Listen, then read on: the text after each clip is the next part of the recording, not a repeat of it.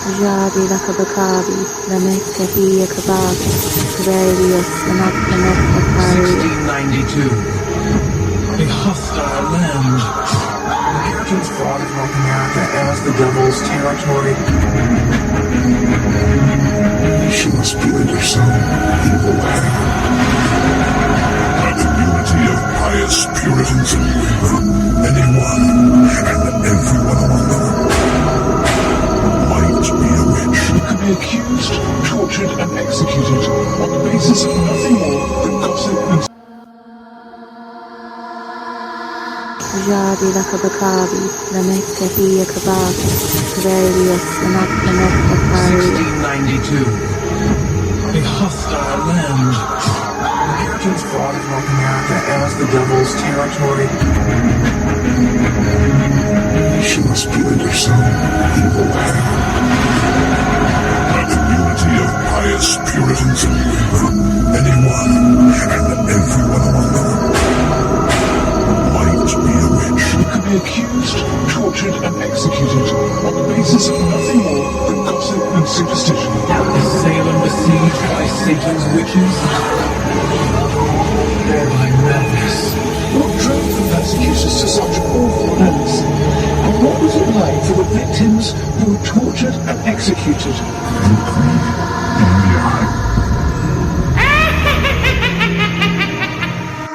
Last time on Divine Oracle Podcast. The other area, which is Salem, which was so there was two Salems in history. I know. So go with with my notes. I have. Can you sort of explain of the children or why they actually did this? Well, actually, I think it was, and there were quite a few girls, young girls, but in particular of 1962. Oh, Well, the bad part of that is the fact that they were helping these women, but they kind of hurried it all just over the years. Even a couple of warlocks thrown in there. yes.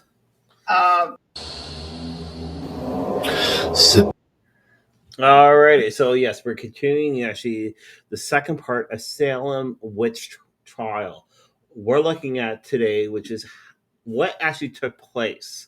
And we do say welcome. My name is Brother Chris. On the other line, though, it is Gypsy Lady Eva. And how are you? I am doing fine. That's enjoying this beautiful fall day. Yeah, it is quite warm out there. So yes, for this topic though, which is to do with Salem, we're trying to get to the point why it actually took place and what actually happened. So I'm going to get Gypsy Lady Eva to start like last week's actually episode, and we're going to talk about what actually kind of made things spread within the topic to do with actually the witches within Salem, Massachusetts. So, okay, where do you want to start? Do you want to start in England? Well, we've already bypassed that, so that was from the last show. But we're doing with still. That's where it really all. I'm just kind of reiterating here that's where it really all started. I shouldn't say all started. That was where the American aspect came from, because that's where they were all from, and they brought all their beliefs with them, so that once they got here, it was just a matter of time for it to begin. Yes. Which is sad. Yeah. But that's the way it goes. It's like it's a. And it started with two girls who supposedly came down with mysterious illness. Well, again, though, so many people thought though that the illness, like most majority of people believe though, it was to do with the wheat. Yes. There's been several cases throughout history. I kind of looked it up a little bit. Where because of the mold that invaded the rye, yes, the wheat, the oats, as well as several other edible grains, and it had a, I don't want to say hallucinogenic attitude about it, but it did cause problems. And that's what they think happened with these two girls. And supposedly having been infected by witchcraft, which it really wasn't. And they just were two girls, and it was the doctor who actually said, yes, this is witchcraft, not an illness. And it's like, oh, dear God. But, and that's where it all started here. Yeah. Or how it all started here. Yeah, and the girls actually blamed the housekeeper, which was actually Tamara. Tituba. Yeah, thank you. Yes. Sorry, her name always fascinated me, so that's why I remember it. Yes, so blamed her. But the thing though is, with them actually eating the weed and everything else, it was not stored the right way compared to how things are stored nowadays. And if it did get majorly affected. So what had happened though is they started blaming actually the slave. Now a lot of people aren't sure exactly really what nationality she was. I've heard though that she was Indigenous. That's what I've heard through one, and then I've heard some other rumors so that she was from another country. Yeah, I've heard that she was from actually Jamaica. I've heard she was from just simply the Caribbean area. She's also from Africa. I can't remember which country, because they change all the time. Yeah. Or they did at one point. And her father supposedly was a witch doctor. So she had a lot of going against her, whether any of it was true or not. It's like she just didn't stand a chance. Yeah. And in that time, though, the Indigenous, so the Native American people were there, and they were the first people there. But right when the Pilgrims came over for Salem, they stole the land away from the Indigenous people. Now, what had happened though is the Indigenous / Native people were very upset, so they were kidnapping some of the people, killing them, and this is not to do with the girls, but to do with a little bit later on down the road, though, we'll discuss though. But one of the people though that was actually accused was a young child. She supposedly hid underneath her bed or hid somewhere so she wasn't captured by the Indigenous people. But what had happened though is years later, it triggered her mind, and that's how some of this stories for accusing people came through. Now, the slave though that was actually in charge, the very first person that was falsely accused, how it goes though that she went through torture during a court sentence, which was not like the courts that we have nowadays. So she turned around. She said, in her mind, though, I've been a slave. I'm going to get beaten up more. So she came up with the stories, and she named 9 people altogether. The children at that time were actually playing along with the story, though, that they were being pinched, that they were being ridiculed, but it was actually all caused by spectrum. Seeing things, though, that weren't there, and going by lies. I'm going to throw it over to Gypsy Lady Eva. Okay. Yeah. So, where do you want me to pick it up? It doesn't matter. Anywhere in that time period. I'm sorry. I was dealing with a spasm again. Yes, I could tell on your face. I tried not to. Yeah.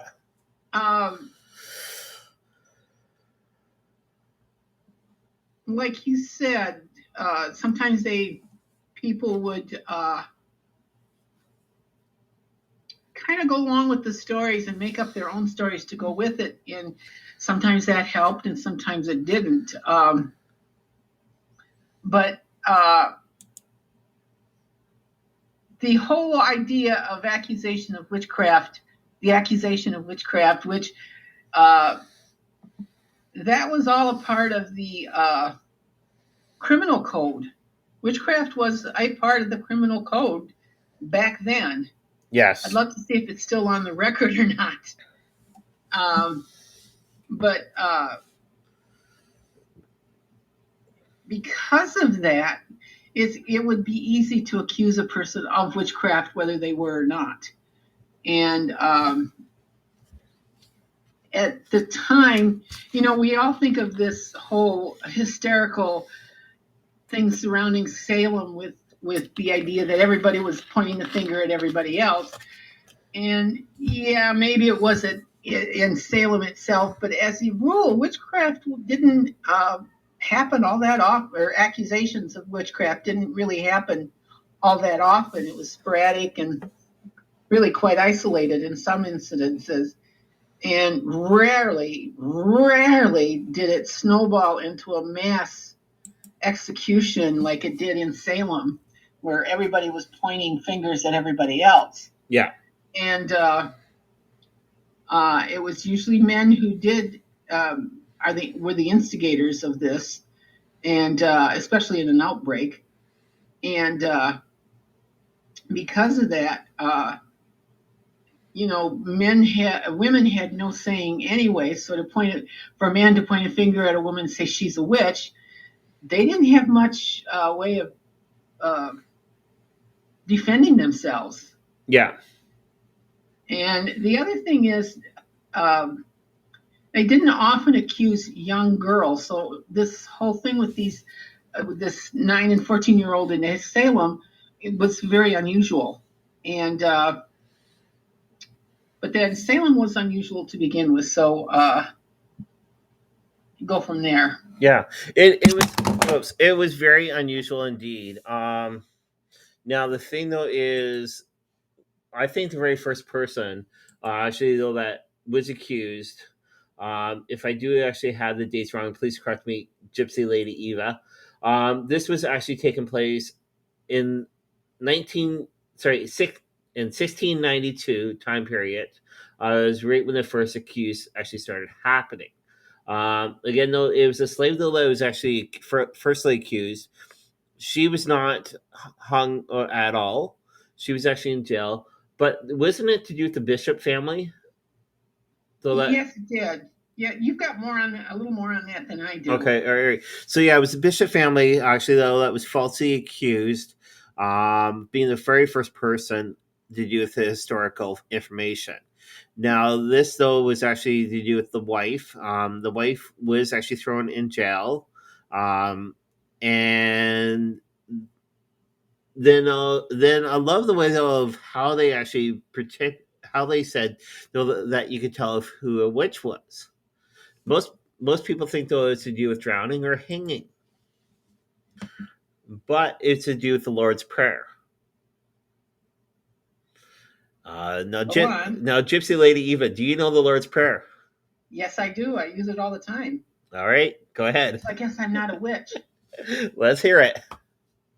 Okay, the way we say it. Our Father, who art in heaven, hallowed be thy name.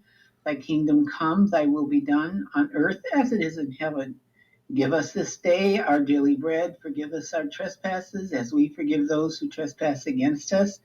Lead us not into temptation, but deliver us from all evil. For thine is the power, the glory, forever and ever. Amen. Yes. Now I think that's it. Yes, it is. They were actually indicating though back in that time period, the witches could not say the proper, Lord's Prayer.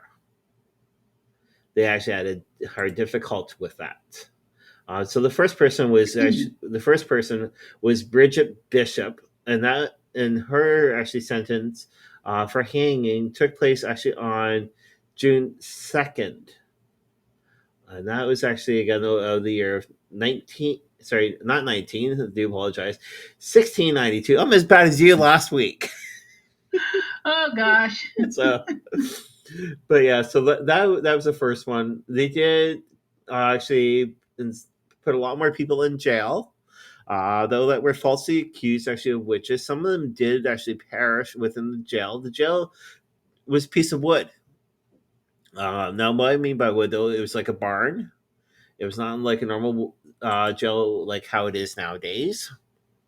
So people, though, that were in there, they had to buy their own food. If you wanted something, you had to pay for it. Now there was a troublemaker, though, that was going through everything to do with when people were being falsely accused. This gentleman was going actually into people's homes, stealing stuff. Right, and nothing came to him closer to the end at all until he passed away. But yeah, he was false. He actually was going along with it and stealing from people. So yes, what I'm going to do though, so we're going to throw this over to Gypsy Lady. We're going to go down to the Legacy. If you'd like to read on that would be wonderful. Where is that one? So that one there is underneath the topic right underneath our next one. But we'll be right back after this quick commercial break, and we'll start actually the conversation about that. So we'll be right back. Last time on this December, for your Christmas gifts, why not shop with us here at HauntingLIVE Podcast? We have so much wonderful gifts, such as crystals, cleansing items, and way more. You can find us actually on Etsy underneath HauntingLIVE Podcast.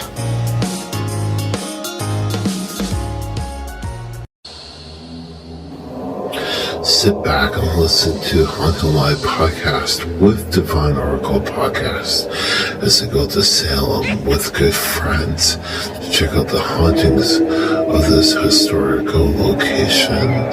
The date will be October 26th in the afternoon, roughly at 2:30 p.m. Eastern Standard Time. Check them out.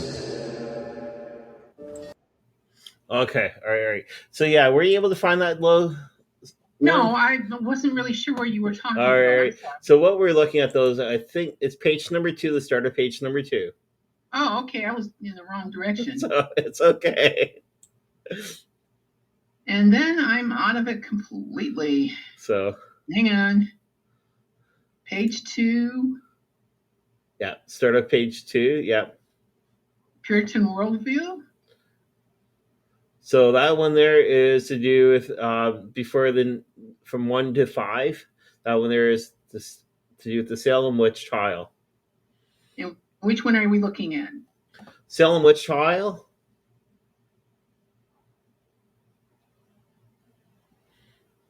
Which number is it? Page number 2 at the top. At the top.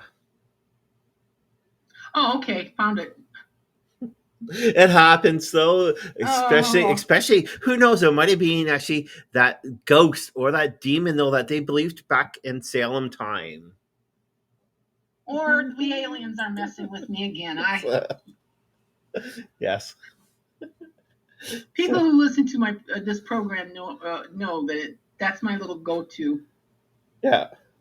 Okay, the conclusion.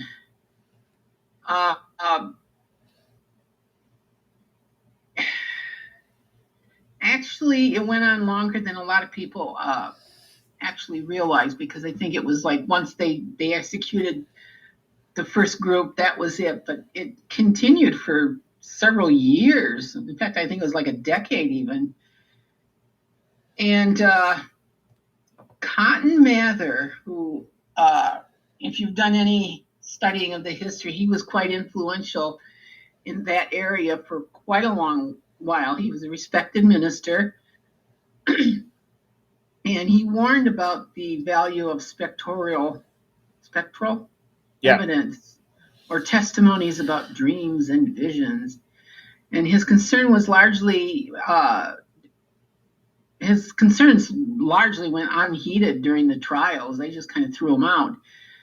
But his son, who was the president of Harvard College, later joined his son in urging the standards of evidence for witchcraft must be equals to those for any other crime, concluding that it would be better that 10 suspected witches escape than one innocent person be condemned, which is pretty forward thinking for that time when you look at it.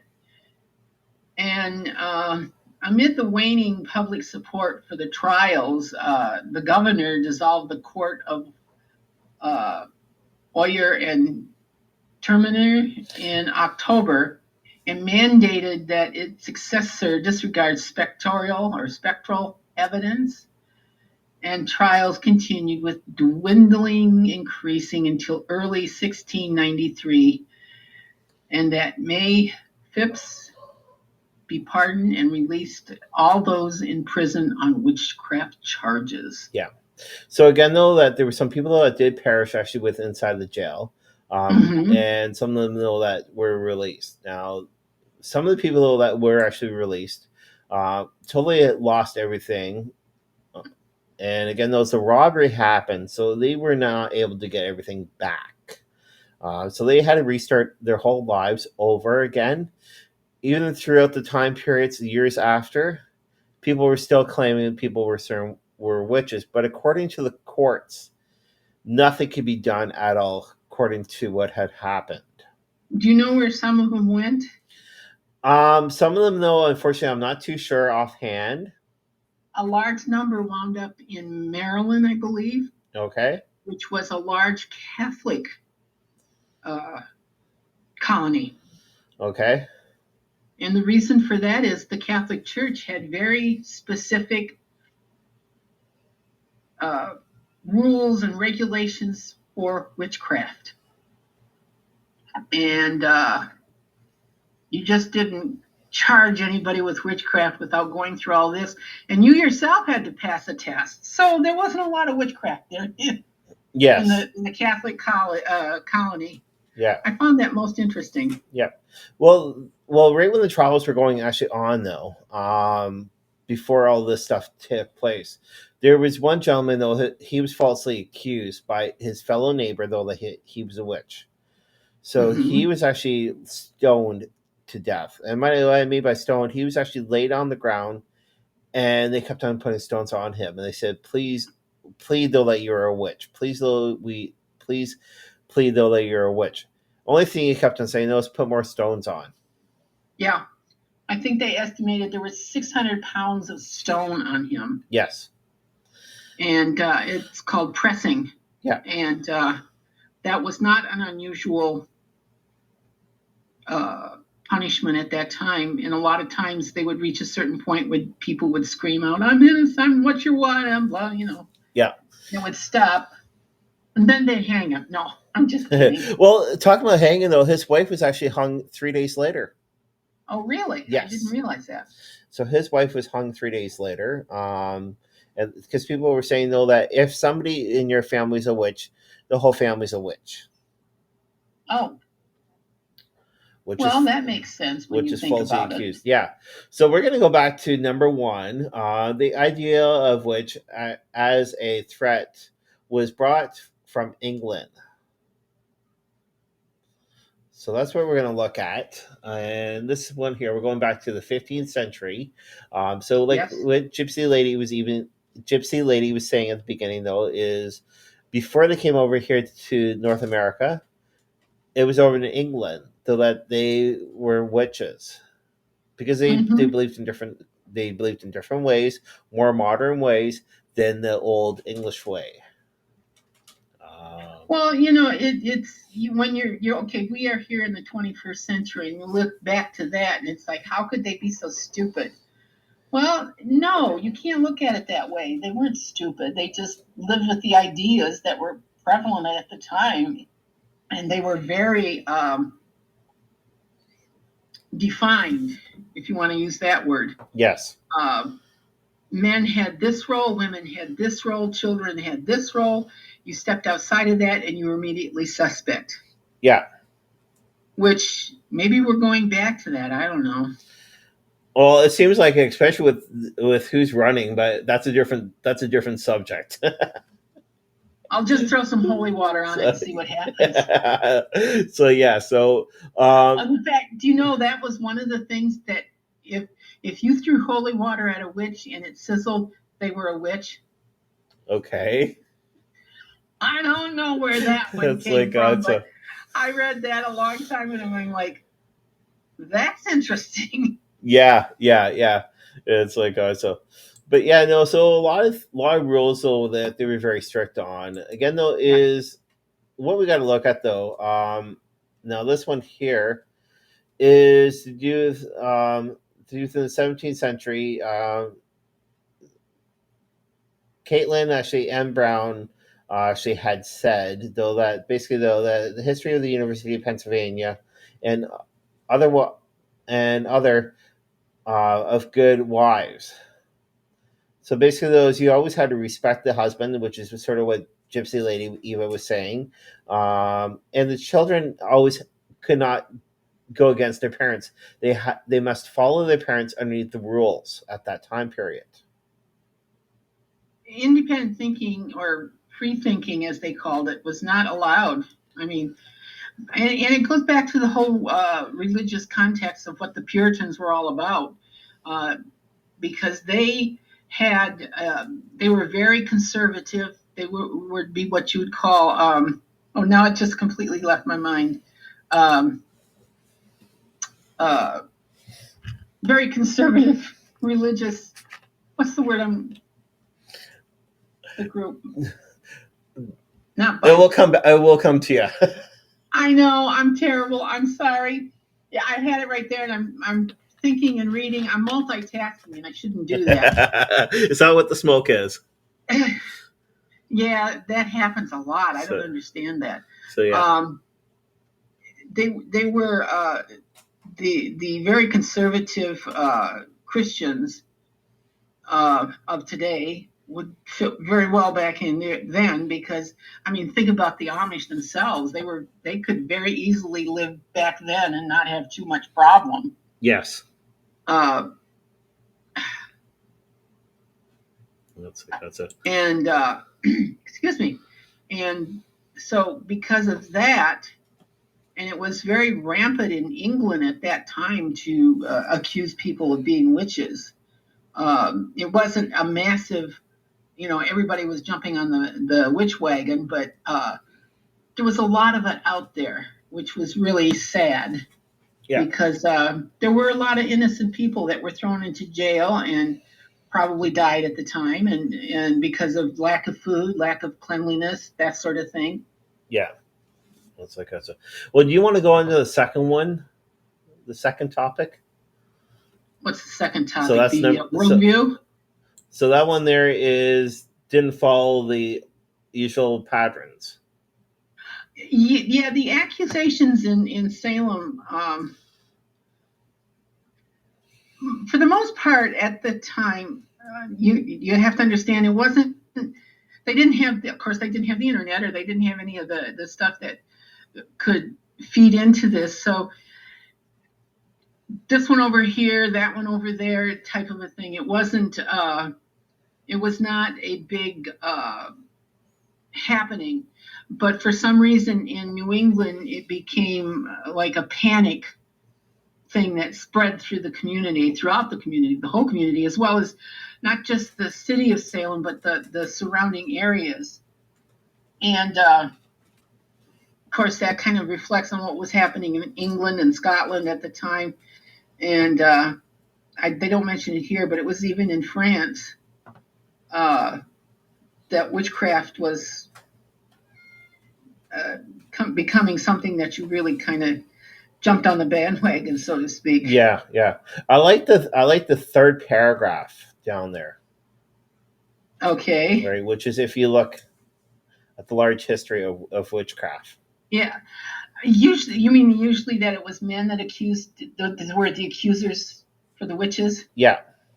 Yes, that's interesting. You rarely, if ever, saw a woman or even a young lady making the accusations. So it was very strange, although it did happen in Salem. Yes. Yeah. It's like and that's what made it so unusual. Yeah. It's like us. So that right there is about the accusations. Go ahead. Oh, I was just going to say that there was no real reason why they could come up with why women were becoming the accusers rather than the accused. They couldn't come up with any. There's never been a logical explanation for it because it really went against what was happening at the time. Yeah, and it's so true though. There's like even if people were acting a little bit different than usual, they were falsely accused. Yes. Right. Yes. But if you look at everything nowadays, though, from back then to now, I guess so that we would be called witches. Yeah. So. And you got to wonder, would the internet also be a part of that? So true. Which side would the internet fall on? Yeah. That's like but I love the last one though. That's actually on this little list that we were going to talk about. The last one, number 5. Yes, which is technically number 3 for everybody that's listening. Yes. Yeah. It's like accusations came at a time of political uncertainty. Oh my God! Doesn't that sound familiar, especially for what's going on there in the States right now? Yes, I'm sitting here thinking, and how come we're not having witchcraft trials now? Yes. I think Carrot Top, or else whatever his name is, would be losing, and he would be hung. So. I was going to make a remark, but this is family radio. Well, right now, though, we can actually speak about certain things. Because I did mark though I'm not going to say it. I'll okay. Tell you off here. Okay, all right, no problem. So basically, though, there is so much stuff though within this article that's dealing with what took place back then within Salem that you look at nowadays that deal with what's going on actually on in the States. Yes. There is so much actually in this location. It's quite a bit of information altogether. I'll let you pick anything else out of there.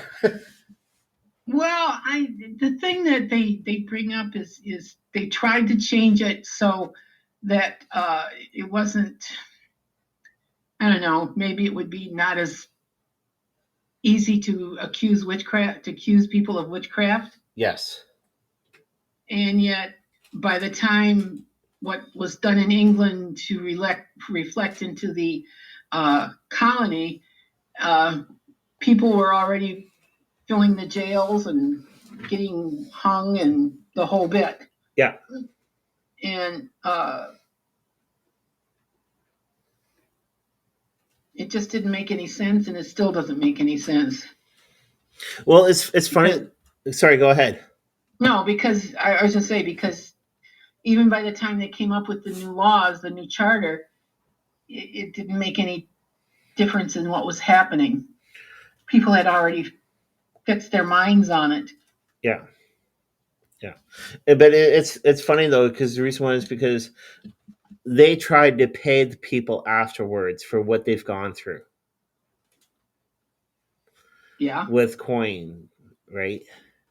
Yeah. To myself, right, when I read this and watched it, actually on the History Channel, I thought that was more or less a slap in the face to the people that went through it. Yes. Here's some money. Oh, wow. Yeah. Right? And the money probably didn't even begin to cover what they had lost. No. And you think about that and you think, well, that's not much different than what happens today. Yeah. In the States, in particular, I don't know about what happens in Canada. I'm not too sure. Well, with Canada, we're sort of going through that with the Indigenous community ourselves. Mm-hmm. Right. Government has stolen land from us. We were put actually on certain areas, so like with the States, but with the school incident, though, that just recently happened here in Canada, a lot of people are like, "Oh well, what's that got to do with us?" Yeah. Right. And there is so much that has to deal with you guys. Well, the witchcraft trials, or the witch trials, however you want to put it, that was happening in Salem.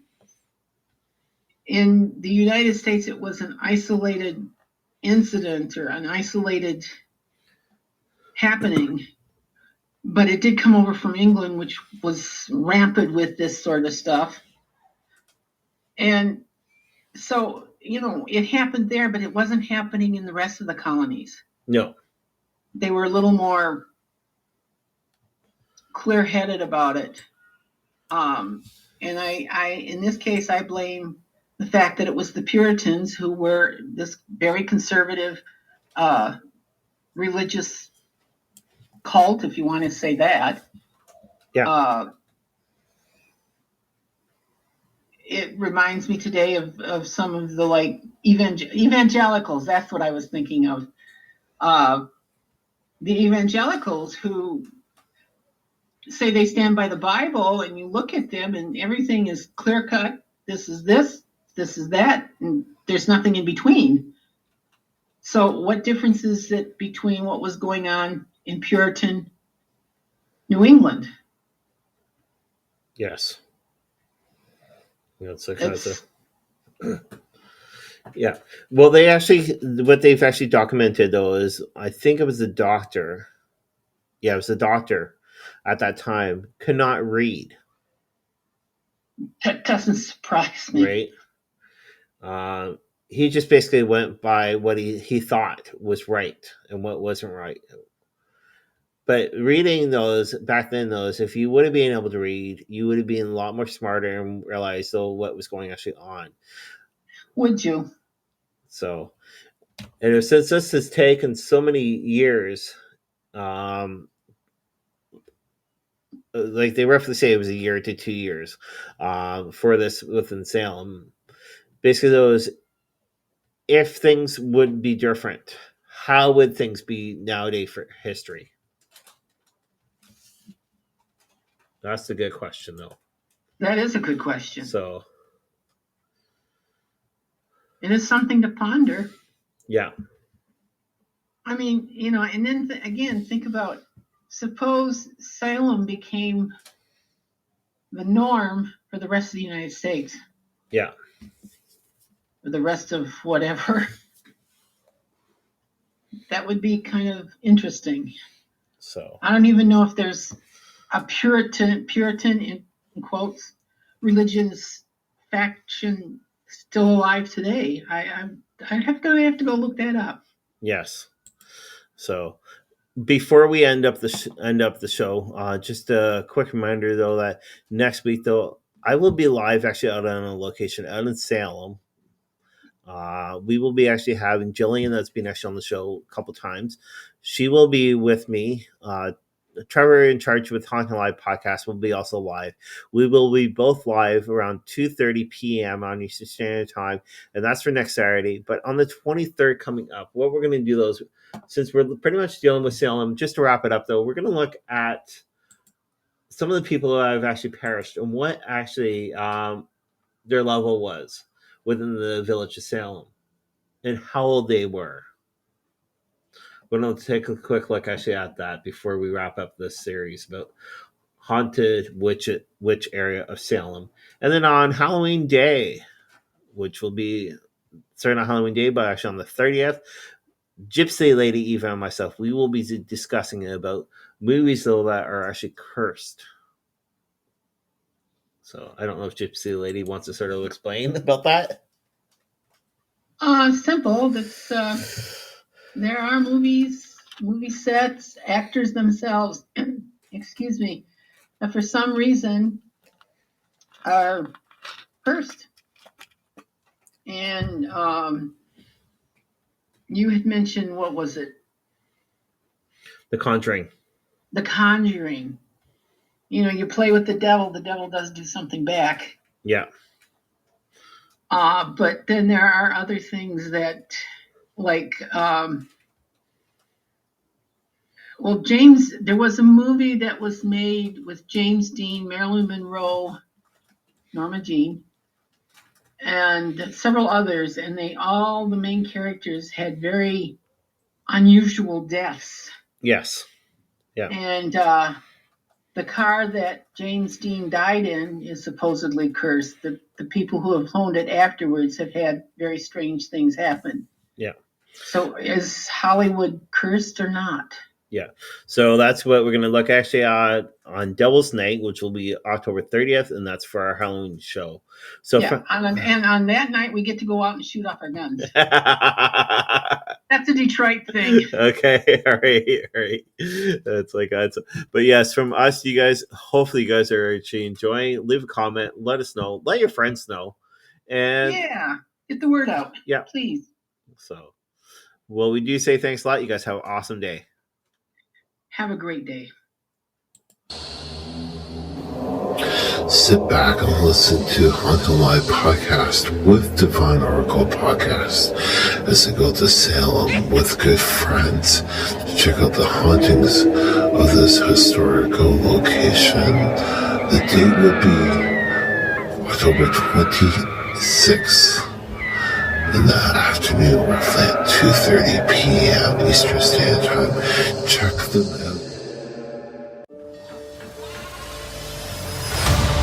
I banish thee from Salem forever.